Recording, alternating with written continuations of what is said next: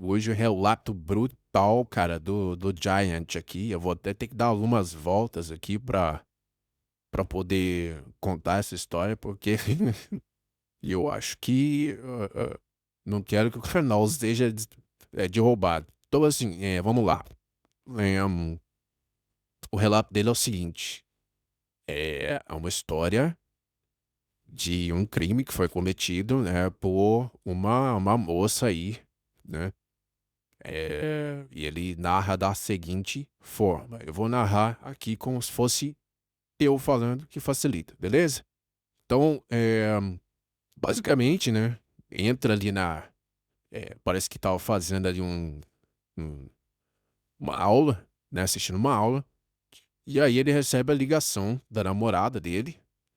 E essa namorada dele dizendo que o pai dela havia sumido. Que aparentemente três caras tinham entrado na casa e sequestrado o pai dela por dívidas de tóxicos, se é que vocês me entendem. Bom, eh, já a gente vai até a casa e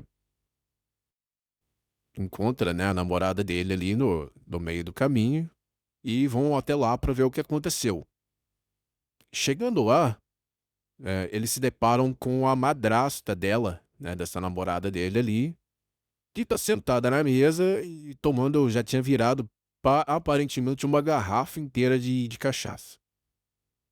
É, e aí o que que acontece, né? O cara começa a rodar, rodar, rodar a casa ali e para ver o que tinha acontecido, para tentar achar alguma pista, né, do que podia ter acontecido. Achou estranho o fato daquela mulher estar ali é, bêbada daquele jeito, né? E não era algo comum. E aí ele dando uma volta pela casa, ele encontra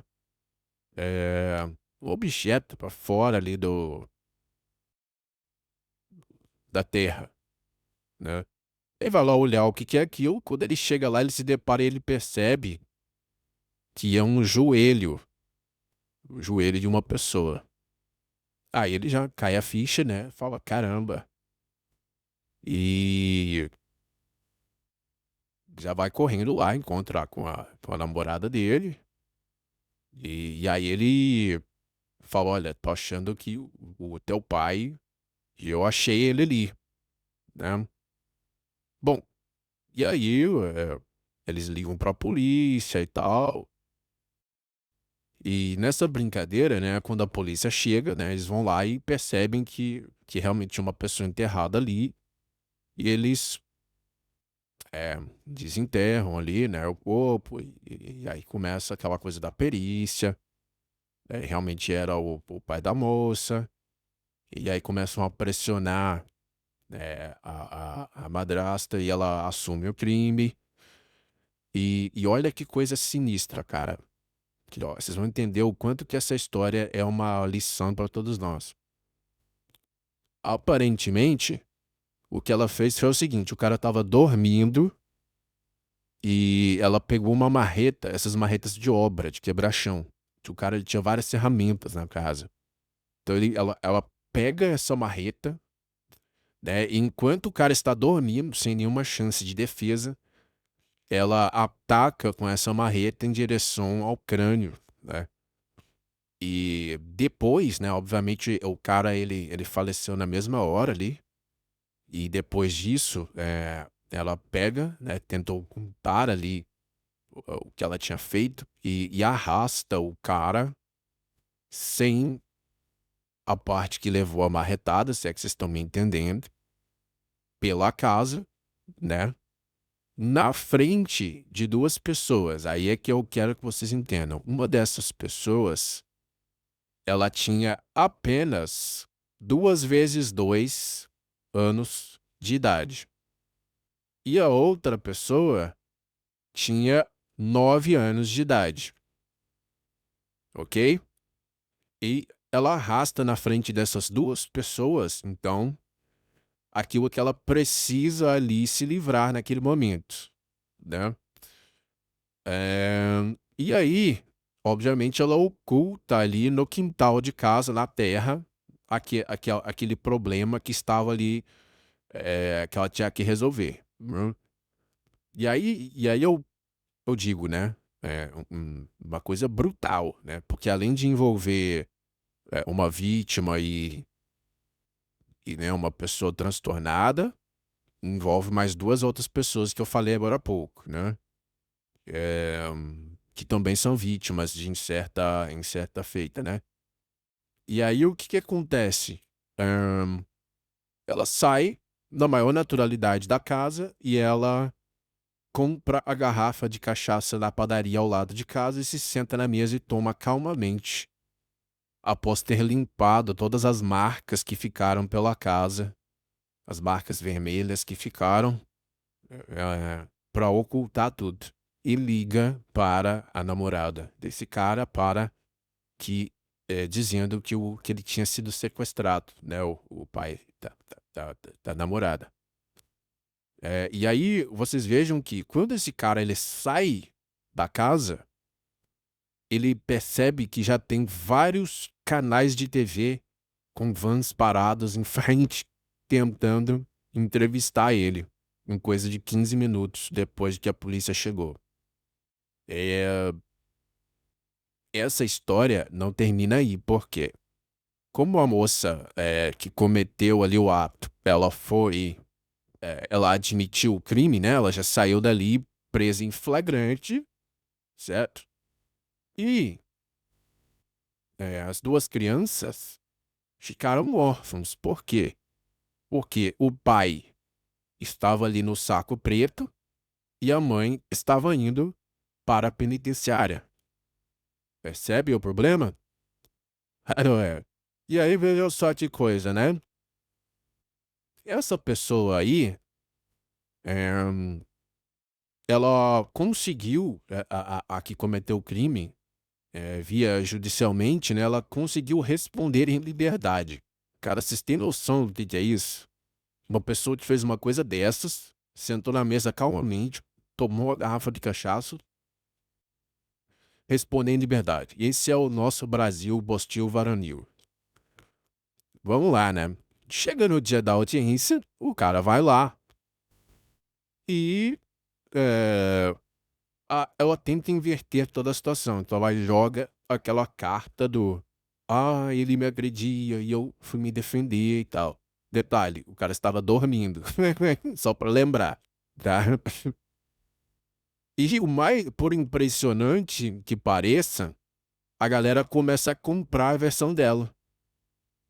E nisso, o relato diz que vem chegando uma trupe de mais ou menos umas 40 feministas do lado de fora do tribunal, com as peitas de fora, e segurando cartazes pedindo pela liberdade da pobre coitada, coitadinha, porque ela vivia em cárcere privado e ela era vítima de violência doméstica, né?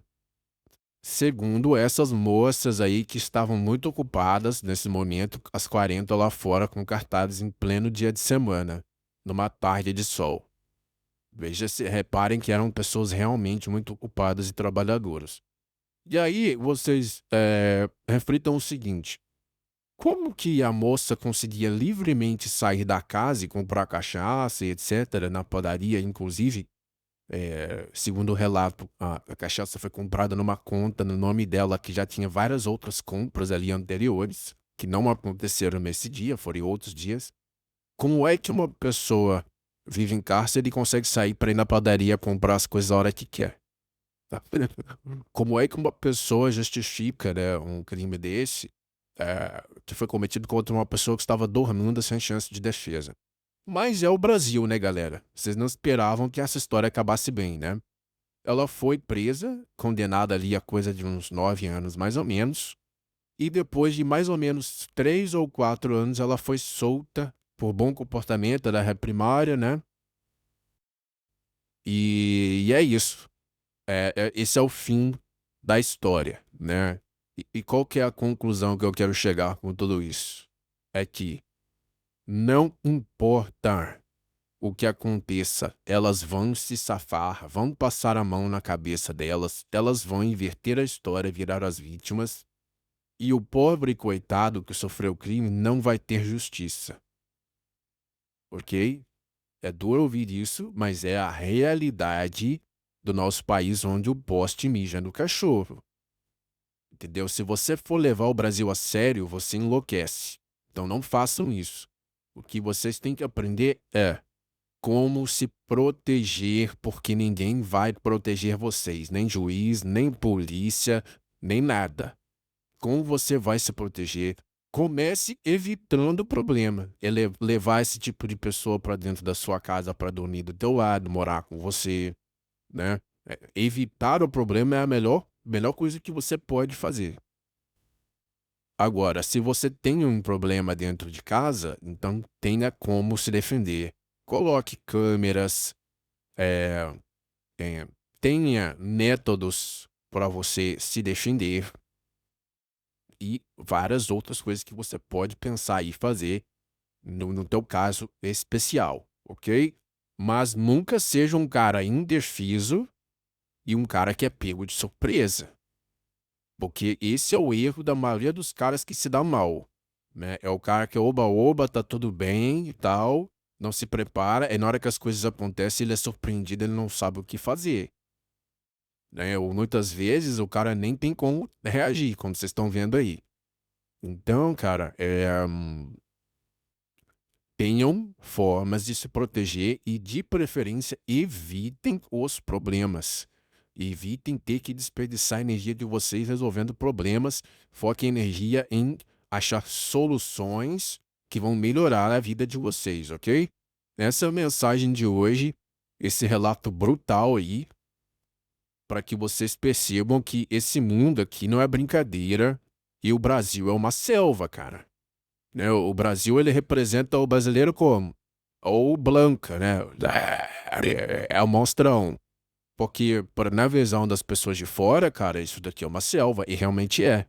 Tem um monte de predador solto aí à tua volta. E você tem que se defender, cara. Você tá na selva. Certo? Então não acreditem que a gente tá num lugar civilizado e que as coisas vão se resolver pelos meios oficiais, não. Tá? O Brasil, isso daí é desculpa para cabide de emprego. Então fica essa mensagem hoje, que é uma mensagem de reflexão e de um caso real, ok? E não esqueçam aí de deixar o like, galera, e também de se inscrever no canal. Um grande abraço.